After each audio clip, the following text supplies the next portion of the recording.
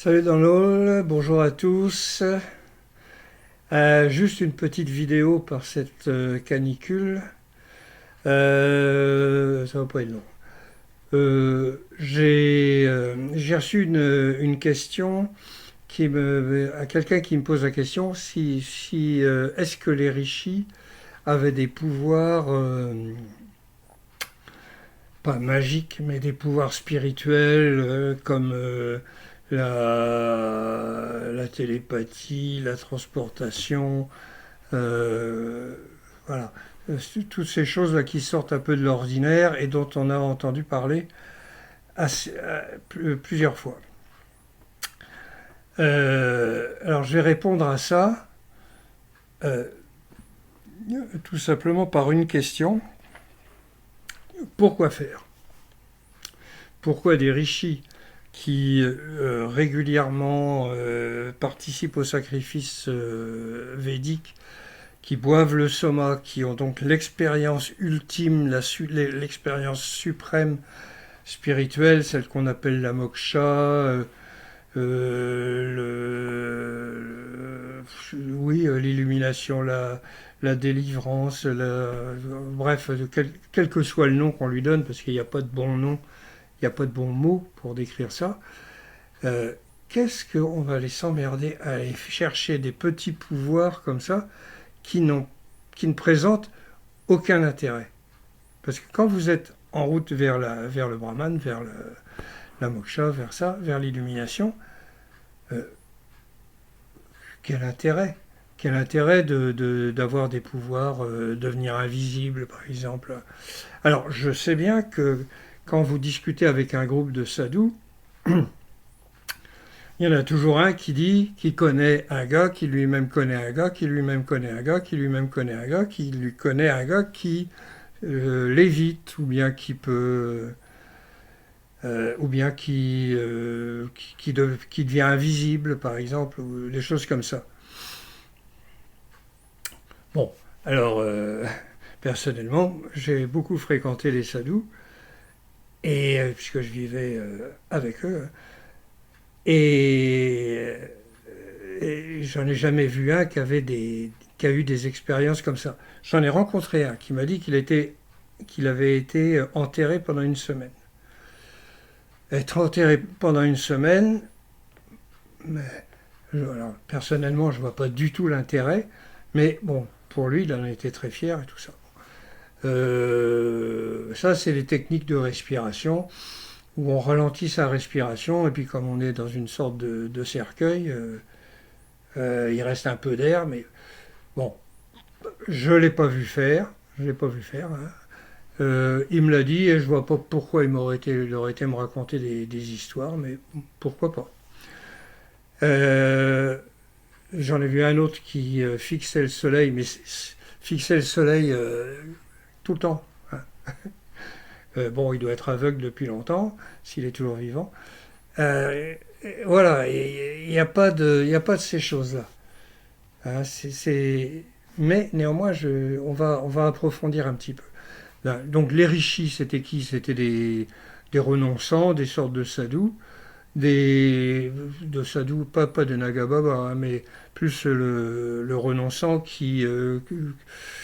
le brahman, si vous voulez, plutôt un swami ou quelque chose comme ça. Hein. Les Nagababa, ils existaient, mais peut-être pas sous ce nom-là. Mais ceux-là, non, ils ne s'intéressent pas au fonctionnement de la société. Donc les rishis, eux, s'intéressaient au fonctionnement de la société. C'était ce qu'on appelait des purohitas, c'est-à-dire celui qui est placé devant. Alors devant qui? Eh bien, devant le maître de maison. Le maître de maison, quand il avait, donc c'était tous ceux qui étaient les dirigeants de la société, hein, pas forcément à la tête de l'État ou de la ville, parce que je ne pense pas qu'il y avait pas d'État centralisé. Euh, ils avaient tous ces gens-là, ils avaient parmi les gens qui travaillaient avec eux ou qui vivaient avec eux, il y avait un purohita. Hein, ça veut dire placé devant, donc placé devant qui? Devant lui. Donc le purohita avait plus d'importance que le roi. Hein. Les rois, c'était pas non plus à prendre au sens Louis XIV.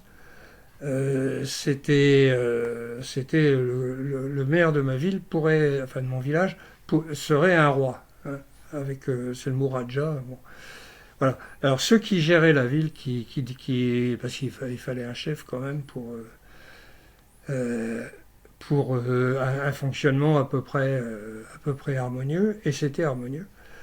Euh, il y avait quand même le Purohita qui s'occupait de l'esprit et de ce qui va avec, et le roi devait certainement se charger de tout ce qui était matériel et de ce qui va avec.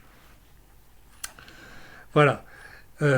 Ces types-là, probablement qu'il y en a qui pratiquaient la méditation, mais pas forcément tous. Euh, bon, le yoga et tout ça devait exister, les asanas existent parce qu'on voit ça sur les sceaux, les sceaux de la civilisation de l'Indus où il y a des gars qui sont assis dans des postures avec les pieds comme ça. Attendez, on voit, voilà, devant eux, hop, ah, je suis pas habitué là. Voilà, ils mettaient les plantes de pied comme ça, et ça c'est très très très très très difficile à faire. Ah, il faut l'avoir fait depuis qu'on est jeune. Très difficile à faire parce qu'il faut avoir les deux plantes de pied comme ça, les genoux qui touchent par terre et le corps bien droit. Eh ben, essayez, vous allez voir. Donc, c'est des gars qui avaient sans doute un peu de souplesse, qui pratiquaient peut-être du yoga, pas tous. C'est pas marqué du tout dans le Rig Veda, toutes ces choses-là. Hein. Parce que ce qui compte dans le Rig Veda, c'est la lumière. C'est pas le reste. Donc, tout ça m'amène à vous faire une petite explication que j'ai peut-être déjà faite, mais que je refais. C'est sur les trois mondes. Hein. Par exemple, les trois mondes. Oui, trois mondes. Euh, autant l'occidental considère les choses comme ça. Il y a l'homme et la nature. Hein, même quelquefois l'homme contre la nature, hein, Man versus Wild, des émissions de télé, il y en a comme ça, où il faut être plus fort que la nature hostile et tout et tout. En Inde, l'homme fait partie de la nature. Hein, l'homme fait partie de la nature, pas sa voiture, mais lui. Donc il est régi par les mêmes lois que la nature, et ça explique bien les choses. Alors, les trois mondes. Donc vous avez la terre, le ciel et le monde intermédiaire. La terre, c'est notre état d'esprit, notre état de conscience qu'on a tous les jours habituellement. Il faut vivre notre vie, donc aller chercher les gosses à l'école, faire des courses, tout ça. Voilà, ça c'est notre vie de tous les jours. Il y a de la politique, il y a de la musique, il y a de l'amour, il y a tout ça, mais c'est terrestre ça. Le ciel, vous avez vu le soma, ou pratiquez une autre discipline, le résultat est le même. Hop, vous allez directement l'extase absolue, l'extase mystique, le brahman, la moksha, voilà, hein, trouvez un mot qui vous convient, il n'y en a pas. L'illumination, voilà, on va dire, pour moi. Mais c'est comme c'est péjoratif en France, quelqu'un qui on dire que celui-là il est illuminé, ça veut dire il est à moitié cinglé. Donc, alors, bon, ça refroidit un peu du monde pour ça. Mais, pour ce mot-là, en tout cas. Donc, on écarte les mots, il n'y en a pas de bons, donc voilà. Alors, qu'est-ce qui nous reste? On a le monde intermédiaire. Alors, le monde intermédiaire est très intéressant, parce que c'est ce qui fait l'intermédiaire entre le ras des pâquerettes de notre vie sur Terre et l'extase totale et absolue, où vous fusionnez avec l'univers, etc.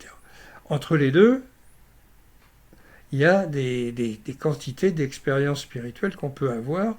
C'est là aussi qu'on retrouve les médiums, tous les trucs un peu paranormaux, vous voyez toutes ces choses qui existent et que la science matérielle occidentale ne peut pas comprendre, parce qu'eux, ils ne comprennent que la matière. Bon, ça s'arrête là. Alors, la grosse différence entre le monde intermédiaire et le ciel, c'est que dans le monde intermédiaire, vous allez pouvoir avoir des expériences spirituelles qui sont très importantes et très, très importantes, je veux dire, qui vous marquent beaucoup et qui sont très spectaculaires, qui peuvent être très spectaculaires ou qui peuvent être infernales, hein, ça dépend de votre esprit. Hein, ça, si vous êtes une ordure, ce sera dur pour vous. Si vous êtes quelqu'un de bien, ce sera bon. Euh, alors, dans ces expériences spirituelles, la grosse différence entre l'extase totale et absolue et l'expérience spirituelle, je veux dire, très, très importante, hein, euh, c'est la dualité. Quand vous êtes dans le monde intermédiaire, vous êtes dans la dualité. Il y a vous et le bouquin que vous étudiez et la révélation que vous recevez directement d'un Dieu ou d'autres choses. Euh, il y a une dualité. Or, quand il y a la dualité, c'est qu'on n'y est pas. On a raté le truc. Ça peut être très intéressant pour votre progression intérieure, personnelle. Ça peut, hein, mais ça peut aussi vous induire en erreur. Donc, à l'époque védique, et puis je pense que c'est encore valable, c'est toujours valable maintenant, hein, quelles que soient les techniques utilisées, il n'y a qu'une chose qui compte, l'illumination, le brahman, la moksha, tout ça sur lesquels les mots ne conviennent pas. Et c'est normal que ça ne convienne pas, parce que c'est un petit peu au-dessus. Voilà. Voilà, j'espère avoir répondu. Donc, il n'y a pas de... Ah oui, si, alors, dans ces... même quand on est...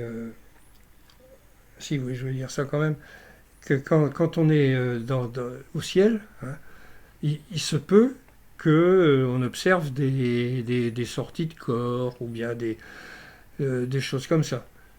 D'abord, en général, on n'est plus que dans son corps puisqu'on est partout, mais on peut avoir comme ça à l'occasion d'un déplacement, par exemple, ça m'est arrivé, ça m'est arrivé ça, de marcher normalement, de voir avec mes yeux et puis d'avoir la conscience à côté. Bon, c'est très anecdotique. Ce sont des petites, ce sont des petits trucs sans intérêt. Hein, c'est juste anecdotique. Donc, quand donc, si vous cherchez la lumière, c'est pas la peine d'aller chercher des sorties de corps ou bien des voyages astraux ou des prémonitions ou des choses comme ça. Ça, c'est bon pour le monde intermédiaire, pour les gens qui ne sont pas arrivés à la moksha, au ciel. Hein, voilà. Voilà, c'est tout. Donc, à bientôt. Et quand j'aurai autre chose, si vous voulez ah oui, alors, si vous voulez m'écrire, donc, vous pouvez laisser un commentaire sur YouTube. Mais il y a aussi, vous trouverez mon adresse email sur le site rigveda.fr, hein, où vous pouvez me poser des questions. Tant qu'il n'y en a pas beaucoup, ça va. Hein. S'il y en a beaucoup, on verra. Que voulais-je dire encore? Oui, donc ma traduction du Rig Veda, on la trouve donc disponible sur rigveda.fr. Il y a les hymnes en français. Alors, c'est pas la version totalement définitive. Hein, j'arrête pas de corriger les fautes, parce que comme je suis pas un intellectuel, moi je fais des fautes et des machins. Donc je corrige, je fais ce que je peux. Mais si vous trouvez des trucs, bon, c'est pas bien grave. La version définitive arrivera plus tard. Ça change rien au texte, hein, à l'esprit du texte, hein, il y a des trucs. Bon, bref, c'est des détails. Il y a une version anglaise aussi, qui elle est plus approfondie, parce que je suis en train de la corriger en ce moment. Il est possible qu'il y ait des non-sens et des choses comme ça, parce que je ne suis pas du tout un spécialiste de la langue anglaise. Mais là aussi, ça va être corrigé. Donc voilà, hein, rigveda.fr, et puis il y a des vidéos, il y a quelques textes, il y a des trucs. Servez, et les bouquins que je recommande, hein, Stanislas Grof, etc. Sri Aurobindo, les Upanishads, Rick Strassman. Je pourrais même rajouter, pour info, mais on s'écarte du védisme là, hein, le bouquin de Albert Hoffman, là, le gars qui a découvert le LSD accidentellement et qui a fait des expériences sur lui où il arrive quand même très proche du Veda sans le savoir parce que lui il connaissait pas. Et à cette époque-là, ça se passait en 1942. Hein, il y avait la guerre et tout. Et le Veda, personne n'avait jamais entendu parler de ça, à part quelques rares gens qui étaient plutôt du côté de l'extrême droite que des gens sympathiques. Voilà. C'est tout. Alors vous avez aussi sur les hymnes du Rig Veda .jimdo.com où vous avez le 9e mandala que je suis en train de traduire. Donc quand un hymne est fini, je le mets là. Donc vous pouvez aller à l'adresse, si vous ne l'avez pas retenu, l'adresse est sur le site rigveda.fr, c'est juste un lien, vous cliquez dessus, c'est bon, ou vous copiez et collez, c'est bon. C'est bon pareil. Qu'est-ce qu'il y a encore Ah oui, bah donc c'est celui-là, donc ça. Hop. Il me semble que j'ai un troisième truc, mais je sais plus. Et aussi sur Facebook, vous avez Rig Veda en français et la civilisation de l'Indus, l'Inde du Rig Veda. Voilà. Donc avec ça, si vous ne trouvez pas votre bonheur. Voilà, donc je vous souhaite à tous plein de bonnes choses, de ne pas trop souffrir de la chaleur parce que ça commence à devenir très chiant. Hein, à Locarn, dans le cœur de la Bretagne, il faisait plus chaud pendant la canicule de juillet. Là. Il a fait plus chaud à Locarn qu'à Delhi, qu'à Agadez et qu'à Bangui. Là, il se passe quelque chose et on l'aura voulu, on l'a cherché, on l'a maintenant. Voilà, bonsoir, bonsoir, adieu, au revoir et à la prochaine, si vous le voulez bien.